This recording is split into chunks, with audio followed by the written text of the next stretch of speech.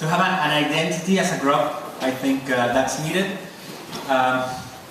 But I actually want to tell you about what I've been speaking with people the whole morning.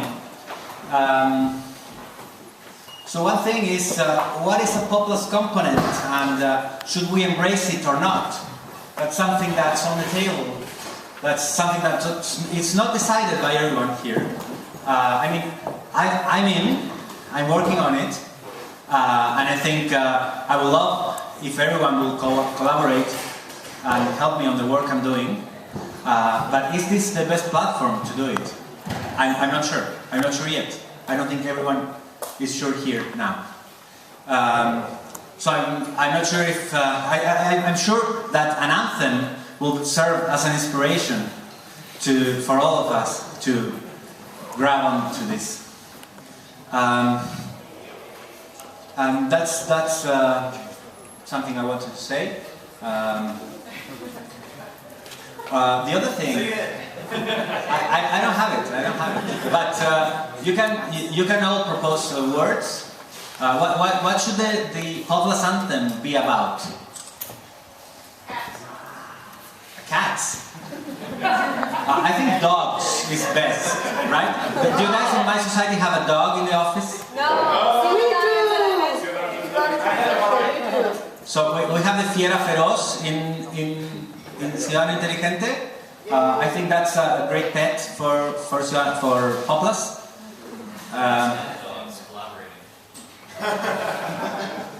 What, sorry? Cats and dogs collaborating. Right. So we're collaborating like cats and dogs. That's a great image.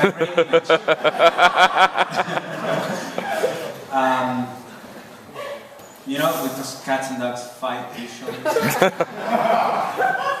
I got asked if my other profession is comedian today, and I think it's working. So let's really think about this idea of a community of developers of Poplus, what do we expect about this community, and let's be open and share what happens. Like, I can tell you, I think we need a session to discuss this. Like, what happens when you try to use Puppet? What happens when you try to use Billet? We have voted that we were speaking about. I need it for next week. I mean, I'm going to use it, and it's not done. Is this really something? I mean, we should be sharing these issues, and we should be speaking about it, and we should collaborate like cats and dogs. That's it.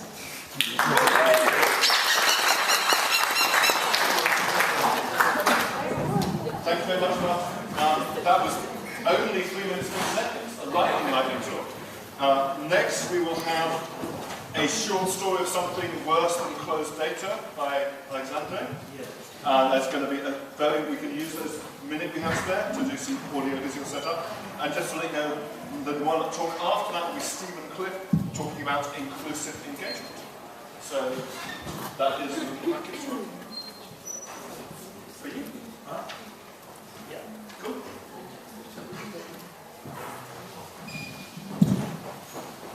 Do you mind if I stay seated?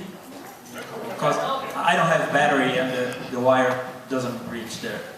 So, well, my name is Alexandre Gomes. I'm from Brazil, and as some of you may already know, we're going to host the World Cup this year, and it's 12 cities hosting the World Cup. One of them is Brasilia, my city, and all of you are invited, but if you are coming, you must be aware of something.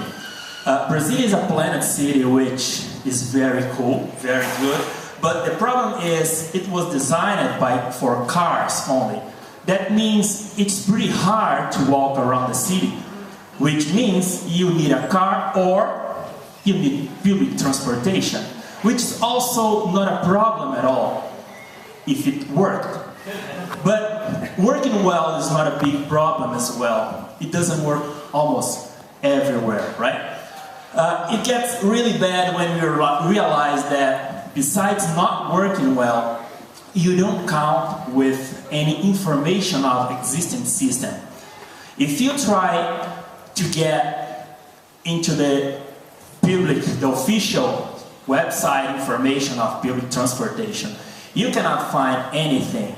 You need, if you want to go from point A to point B, you must know, one, the name of the number of the line you need to take, the name of the city, the neighborhood, or the name of the bus terminal.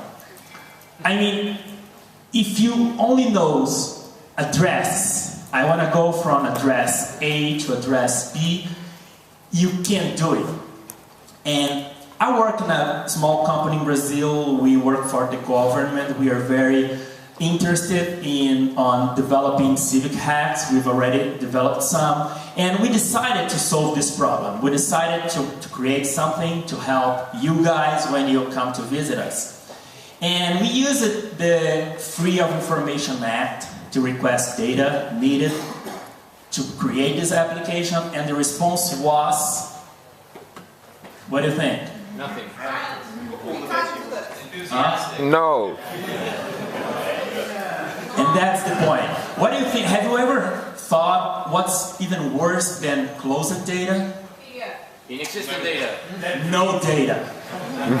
That's what they said. We don't have bus stops data. We don't have routes data. We don't have it. That's why we don't make it public. That's why we don't have a good service.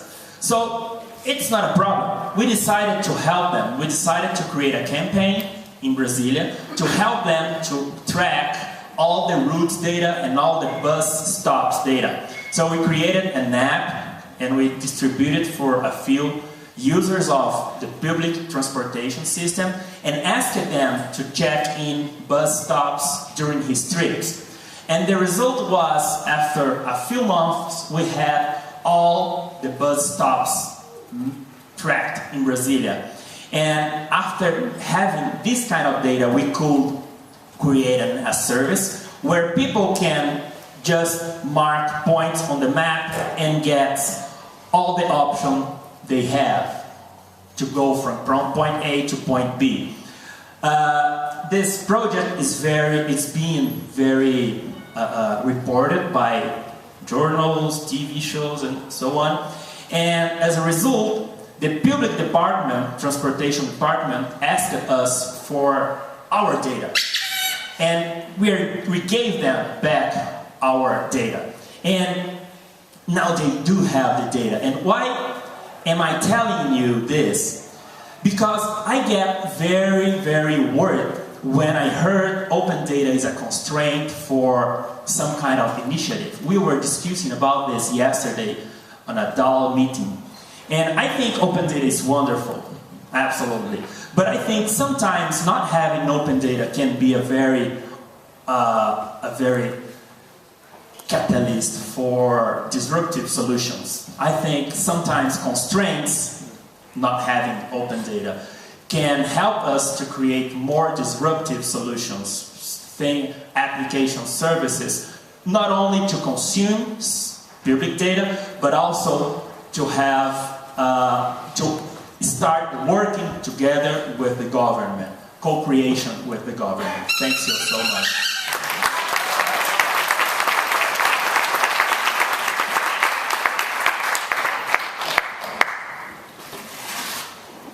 So next we have our inclusive engagement. The talk after this will be civic hacking and growth hacking.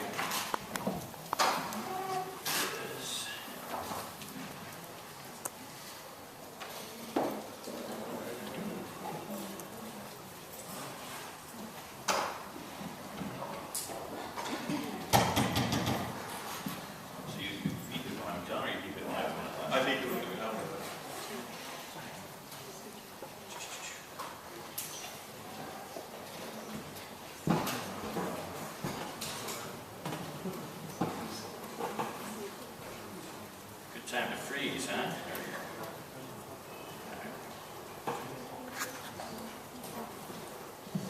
All right, I'm I'm Stephen Clift with edemocracy.org, based in Minneapolis, Minnesota.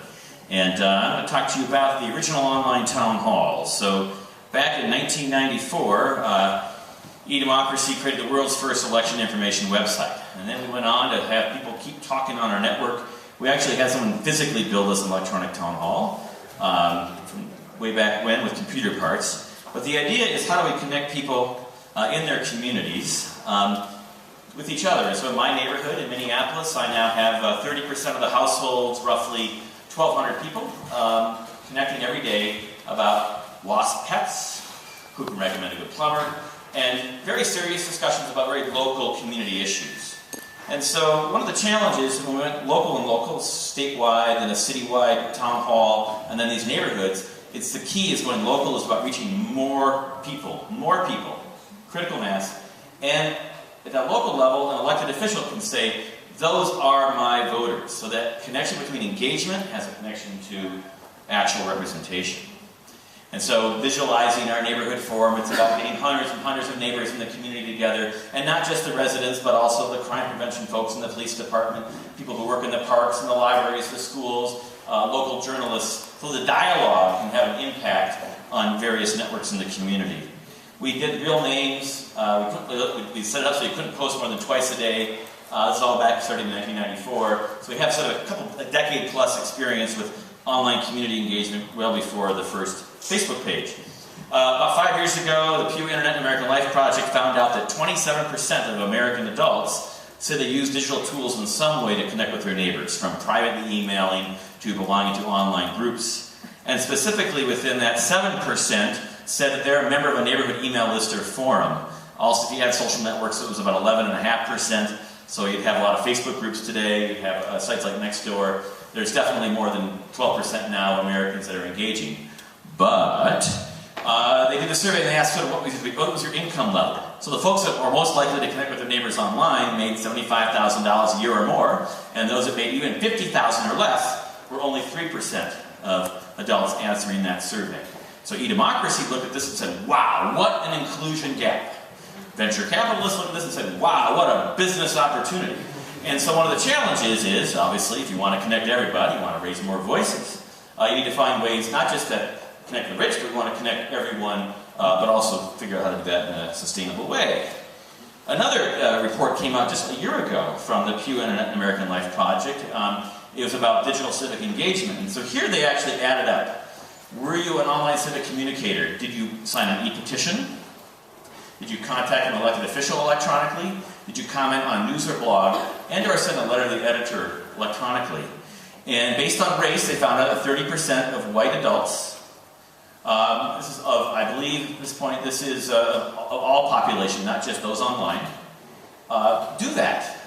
17% of Latinos, 23% of African Americans. Now, one of the issues is that if you think about the population of adults, whose voice do you think is heard more in our society when it comes to expressing yourself politically online? I think we got a gap here. So one of the things, after having been in this space now for 20 years, is I'm tired of us organizing ourselves to raise the voices of those who already show up. If we're not investing in inclusive outreach and inclusive engagement that is meaningful to people, we have a problem. And one of the survey questions in this study found that the problem is we don't ask. So in terms of being asked to take action via email, letter, or phone, there's a huge gap in this case based on race in terms of whether people are asked or not. So our solution in part in St. Paul has been to just ask. And so we go door to door with some Knight Foundation support to actually gather people up in these online neighborhoods. We hire people from very diverse backgrounds. We've had over 10 languages spoken by our summer outreach teams. We use census data to map out where are the people with different races and how do we target our door-to-door resources to those places. We use this insane technology, it's so awesome. The paper sign-up sheet, we're the only website that I know that goes door-to-door, and you can sign up on paper and never, ever, ever, ever, ever have to come to the website. You'll just come to your email. Yes, we have a problem with the Facebook generation, which wants everything on Facebook, so there's some issues there, but ultimately, this is the most powerful tool, and it allowed us to reach people where they are. And finally, just some wonderful pictures of our outreach. And you can find a summary of the Pew report there, an hour and a half seminar from New York on New Voices with like 100 slides, and my proposal for an online working group related to New Voices so civic tech can get its butt organized in order to bring out not just mass participation, but more representative participation.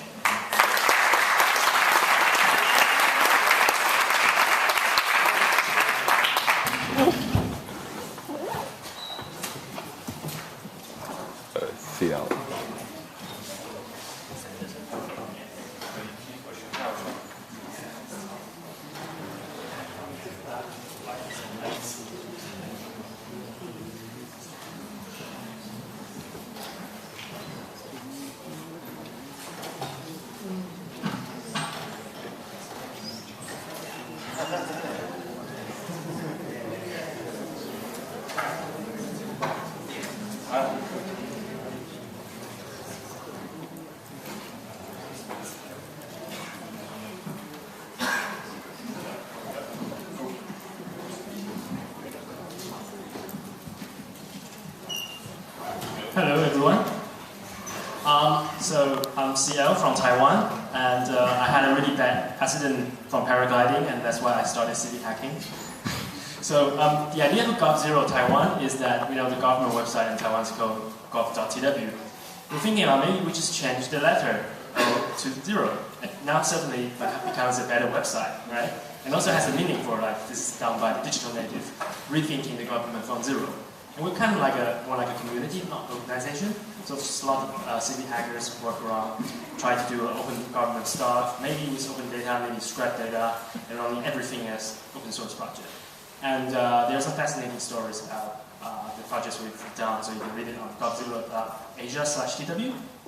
Anyway, today I'm talking about growth hacking for civic hacking. Why am I speaking about this? Because within 18 months, we've got quite a lot of hackathons and lots of contributors. You can see that 1,000 contributors, and like 50% of them are developers, and we have constantly 200.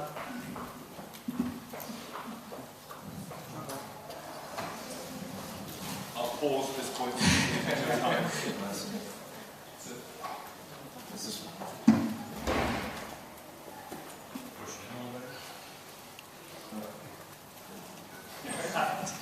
Right. So we have about 250 people constantly on IRC, and like I said, good distribution of activists and developer, designer, and stuff. So we have other people in other countries saying, how do you get so many people to be participating in this? So the first one is being open source, but growing your existing open source community also try to make the open source hackers very angry about current status.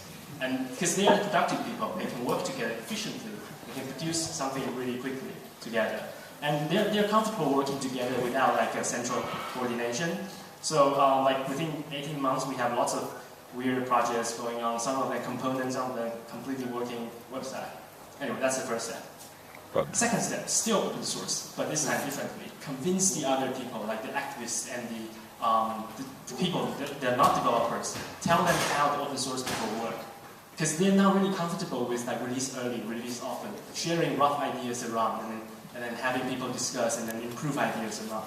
Here's an example about when people come up to us and say, why don't you do this and that? We kind of encourage them to do, okay, stop talking, write something down, or even better, draw something up. And then this we can have so-called illuminated dreaming. You dream about a proper Polygon website should look like that. And maybe days after, people will try to make it into real HTML. And a bit later, maybe into real website when we put the data in. Similarly for our logo evolution, you can see on the left-hand side, the first version really ugly. And there was some really good designer come out to us and say, oh, this is really ugly, I can't stand that anymore. So he kind of designed a better version over time for us. So here's a tip for growing your community. Design a very bad logo. Well, this is true. People say that you kind of put typos in your document to attract people to contribute. Because once they contribute, they're part of your community and want to see its success and then everything better. Now, lastly, engage. Engage the people who are not in your contributor circle, and then decide how you want to communicate with them, how you want them to consume the information you produce. Such as, here's the example for, we have a PM 2.5 air pollution map. We turn it into a really nice graph. And then that was actually being quoted in weather report in mainstream media. And now they see us, oh, there's a GovZero logo there, and something like that. But better yet, you make this information consumer the contributors. Like this is the political contribution report, that is, you have to go into a certain building, print it out, and then, so we have lots of NGO people going there and then scanning them, uploading them, and there are people who try to use software to see how these cells are being together and kind of turn it into a captcha service for people to improve and digitizing the political report details. And it's really, really popular. We have like 300,000 data entry created by 1,000 people within 24 hours. And then now you can like rendering that, turning that into charts, linking with the company registration info, and then you can group them because you have company ownership, stuff like that. And that was done by a lot of activists, about 10 different developers running 5 different projects. So this is like, there's no central coordination for this to happen, and just like everyone does some bits of that. And so the most important point is that we know how the internet is built today. It's like we have rough consensus. We want more open government, stuff like that.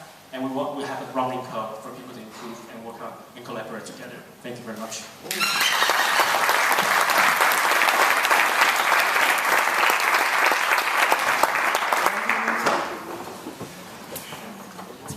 Thank you very much. And the last talk is on samuraidea.com. I hope I said that correctly.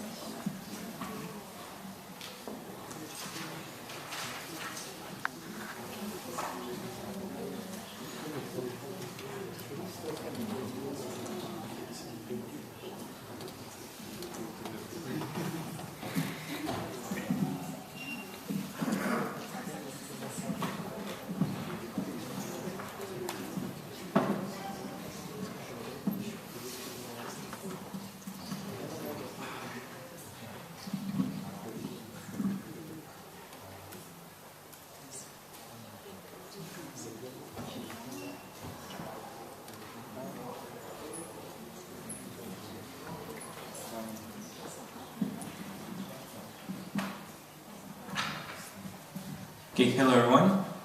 My name is Akira Uchimura.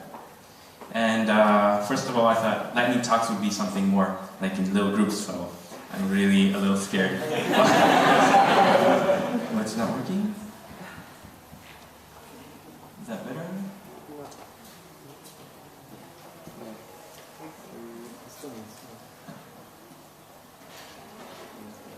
I should press.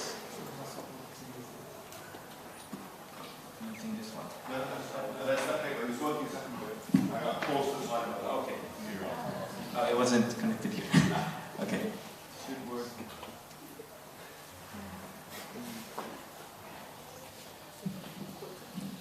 Okay. While we're preparing, well, I'm Akira Uchimura Moraga, and my father's Japanese, my mom is Chilean. I was born in Costa Rica, so you can imagine how weird it was for me to think about nationality and international cooperation and all these words. I am the director of an organization called Nikkei Youth Network.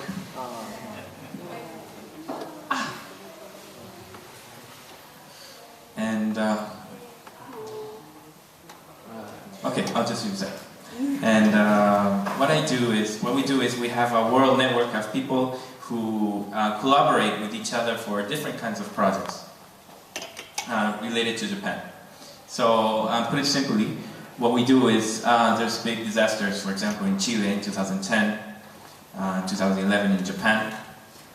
And what we do is we kind of coordinate what governments in Japan, for example, this in Japan, what governments, local governments, and volunteers and international media work together to kind of collaborate and first send volunteers to local places where there's disaster relief is needed, and translate all that data from Japanese to different languages.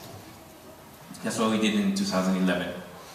These same people who came to work as volunteers would be our volunteers to translate all the data for things that were needed in local places around Japan, because there's this problem where there are communities where they really needed food and they would get underwear, tons of underwear, and other places where they needed clothing and they would get food.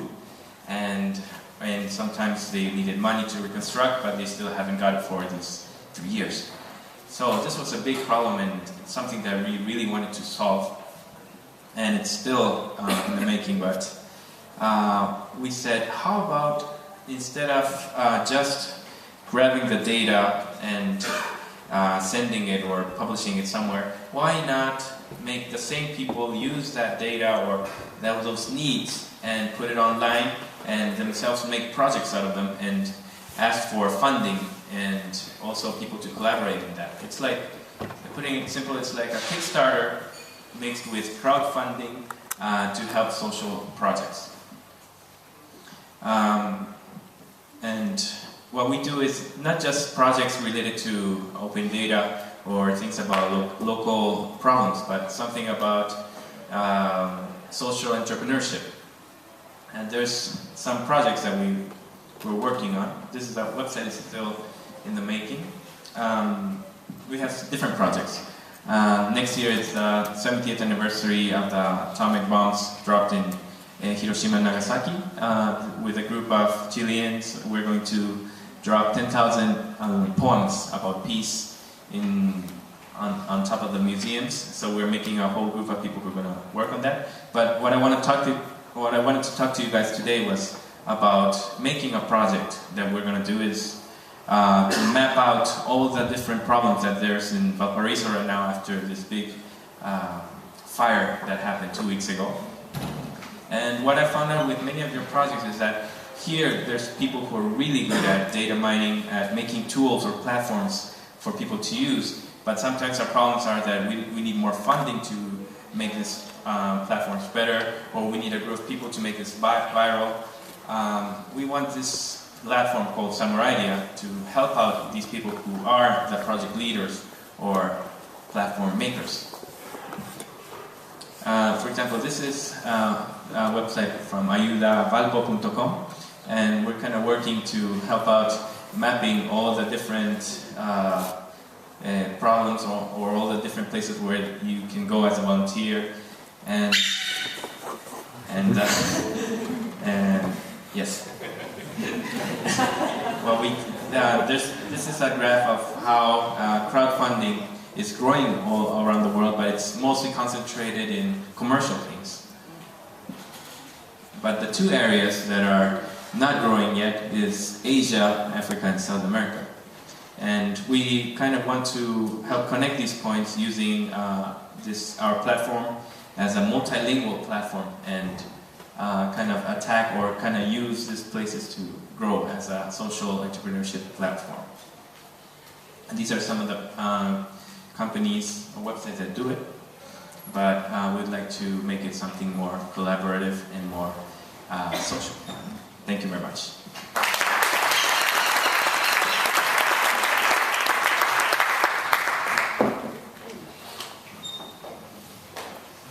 Thank you very much to everyone who's just given a lightning talk. I think we'll all agree that it's been fascinating, and I'm keen to talk to pretty much everyone to find out more about the stuff that they've been doing. If you have been inspired by what you have heard this afternoon, there will be another round of lightning talks tomorrow morning to wake us up into the day. So start thinking, and if you let Gemma know about if you'd like to lightning talk, and Gemma, if you're there, you can wave. Gemma isn't here and can't wave. There she is! Waving. So we now move into session 3 in the red room, which is the room through there.